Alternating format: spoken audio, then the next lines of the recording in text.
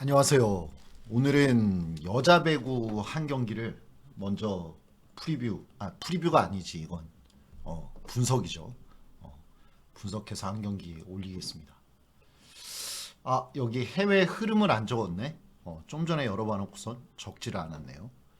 자, 일단 페퍼저축은행하고 현대건설. 페퍼저축은행이 홈이죠. 뭐 홈이고 뭐고 간에 해외에서 페퍼저축은행 세트 2.5. 그러니까 셧아웃이냐 아니냐. 그쵸? 현대건설이 셧아웃하는 배당이 1.4배당이야.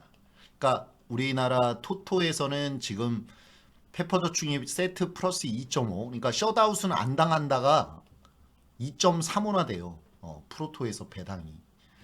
근데 해외에서는 이게 배당이 높은 데는 2.75죠. 베삼65 같은 경우에 2.75고 피나트클 같은 경우에는 2.94 정도 돼요. 해외에서 지금 이 세트인 상태에서 어느 쪽으로 몰리고 있느냐? 당연히 현대건설이죠. 현건 마엔으로 몰리죠. 최근에 기업 저축은행의 경기력으로는 GS칼텍스한테 진 점수차를 보면 진짜 단 한 세트도 기대하기 어려운 상황인 게 맞아요. 그리고 오버 언더에서도 뭐 점수 언오버 131.5에서는 뭐 언더로 많이 보고 있고 처음에 오픈한 134.5는 아예 기준점이 없어졌다? 뭐 이렇게 봐도 과언이 아니야. 지금은 131.5. 프로토도 131.5죠. 당연히 언더. 그다음에 점수 해외는 점수 핸디캡이 있으니까 점수 핸디캡으로 봤을 때도 점수 핸디가 20.5거든. 20.5에서도 뭐 거의 19.5 뭐 요 정도에서는 정배가 어, 현건이죠. 그럴 정도로 좀 강하게 몰렸다. 현건 마인, 세트 마인 언더로. 저도 고민이 됩니다. 페퍼저축은행의 뭐 이현 세터의 플레이라든지 박경현이나 이한비, 뭐 이한비의 리시브 효율 그래도 박은서보다는 훨씬 높죠. 박경현의 리시브 효율 뭐 이런 것들. 그다음에 센터 자원이 또 역시 약한 점. 백토스가 잘 안 되는 이현. 점유율이 40%도 직전 경기에도 페퍼저축은행이 GS랑 할 때 엘리자벳 점유율이 40%가 안 되죠. 38% 정도.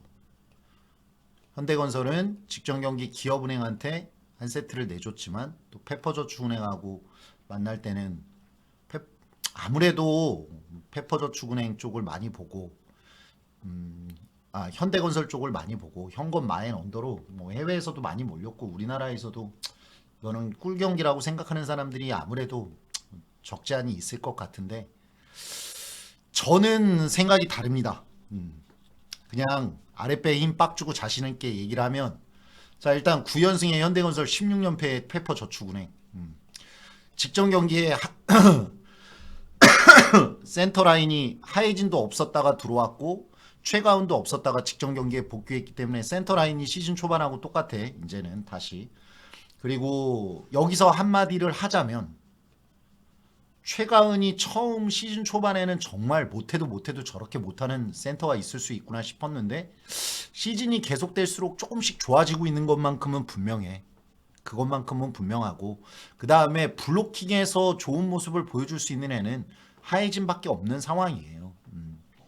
그리고 엘리자벳이 무릎 통증이 항상 있었는데 직전 경기에 엘리자벳의 점프를 보면 제가 다시 보기로 잠깐 봤더니 엘리자벳도 조금 좋아진 상태라고 볼 수 있어요.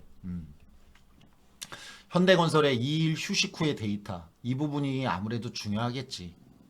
근데 그것보다도 더 중요한 건 2일 휴식 후의 데이터는 조금 이따 보기로 하고 더 중요한 건 현건의 직전 기업과의 경기 3세트야. 기업이 이 당시에 리시브율이 17%밖에 안 됐어요. 자, 기업의 리시브율이 17%라는 얘기는 페퍼저축은행의 이한비가 30% 가까운 리시브율, 박경현도 10%대는 아니지. 박은서만이 10%대의 리시브율을 가지고 있는데 기업 전체의 리시브율이 17%였는데도 불구하고 3세트를 졌죠. 8대 4, 4점 차 이상 이기고 있다가 졌어. 물론 뭐 마지막에 선수 교체도 있고 그랬지만 이때 3세트를 졌는데 그때 잘했던 선수가 김희진하고 표승주, 육서영 이런 레프트들인데 그날 경기가 끝났을 때 레프트의 공성률은 28%, 33%, 25%밖에 안 돼. 28%가 표승주, 33%가 김희진, 육서영 25%. 레프트 셋의 공성률이 이거밖에 안 되는데 3대 1로 졌다 하는 부분.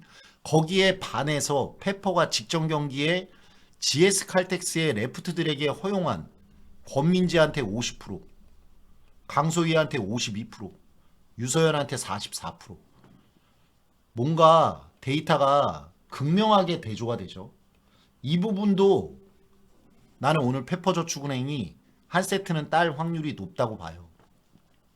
언더오버 기준점에서도 오버 확률이 높아 보이고, 그리고 오버가 난다면 제가 볼 때는 170점은 무조건 넘어갈 오버일 확률이 높아. 그래서 기준점 대비했을 때 뭐 좀 더 언오버 기준점이 높은 거면 높은 거에서도 오버를 던져도 가능할 정도로 보입니다. 자, 이거를 뒷받침할 수 있는 데이터가 있는지 솔직히 고민을 많이 했는데 데이터를 한번 열어볼게요. 자, 현대건설 데이터 열겠습니다. 현대건설 데이터를 열어보면, 자, 현대건설이 이틀 휴식 후의 경기야. 이틀 휴식 후의 경기에서 현대건설 데이터를 보면 언더 3일 휴식했을 때도 언더 강팀 약팀 강팀 만나도 언더 강팀 약팀 만나도 언더 약팀. 이때 인상공사는 레프트가 고의정이었기 때문에 그렇게 강팀은 아닐 수 있어. 또 언더 그러면 위에를 보면 언더 반복되고 있다. 직전 경기는 오버, 오늘 경기 오버 도전해 볼만 합니다. 제가 볼 때는 핸디는 좀 더 어려워. 사실은 핸디캡은 어렵지만 저는 오버가 더 유력해 보여요. 핸디도 얘네들의 핸디 내용을 보면 핸디승 하면 핸디승, 핸디승 하면 핸디승. 이게 원정 경기에서 반복되잖아. 올 시즌에 있는 핸디패, 직전 경기 핸디 패배를 했다. 리시브율 17% 기록하고 레프트 공속률이 28%, 30%, 25%를 공속률을 기록한 기업한테 한 세트를 내줬을 뿐만 아니라 다른 세트 이긴 것도 점수 차이가 아주 크지는 않았지. 맞죠? 몇 대 몇이었냐면 잠깐 열어볼게. 3세트 25대 22로 이겼고 4세트 25대 23으로 이겼어요. 2점 차로. 그 다음에 2세트도 3점 차로 이겼다. 핸디승은 못 간다. 핸디패. 페퍼저축은행 데이터로 봤을 때는 답이 없어. 페퍼저축은행으로 봤을 때는 데이터 봤을 때는 뭐 핸디 패배예요. 언더고.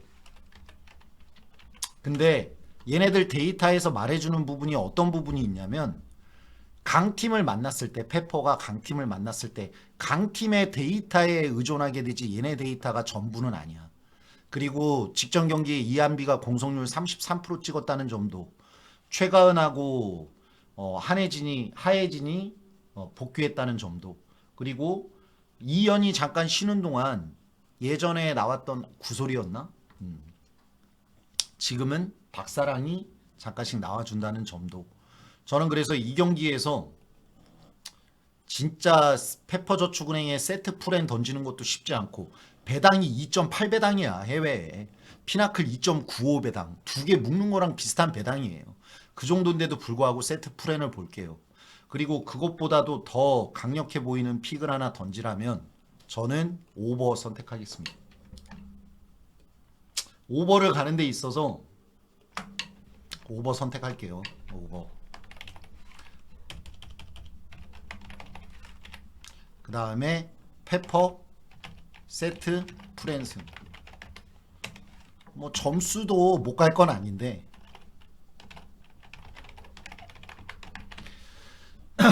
가장 강력해 보이는 거는 일단 오버예요.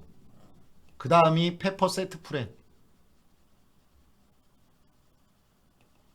그 다음에 강력해 보이는 게, 가장 이 경기 하나에서 고르라 그런다면 그 다음이 페퍼 프랜슨.